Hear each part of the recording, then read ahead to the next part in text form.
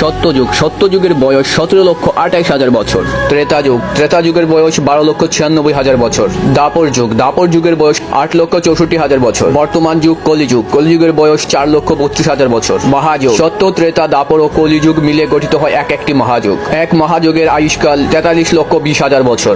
মনন্তর, 71টি মহাযুগ মিলে গঠিত হয় একটি মনন্তর। এক মনন্তরের আয়ুষ্কাল 30,67,20,000 বছর। 14টি মনন্তর নিয়ে গঠিত হয় একটি কল্প। 2টি কল্প সমান ব্রহ্মার এক দিন এবং এক রাত। কল্প দিন ও রাত। এক কল্প দিনে ব্রহ্মা যা কিছু সৃষ্টি করেন, এক কল্প রাত্রিতে মহাদেব তার সবকিছু ধ্বংস করেন। ব্রহ্মবৎসর, 2 কল্প সমান ব্রহ্মার একটি দিন ও একটি রাত বা অহুরাত্র। 360টি ব্রহ্ম অহুরাত্র মিলে তৈরি হয় একটি ব্রহ্মবৎসর। এক ব্রহ্মবৎসর সমান 3,11,040 কোটি মানব বছর সমান। পরযুগ, 100 ব্রহ্ম বছরকে একটি পরযুগ বলা হয়।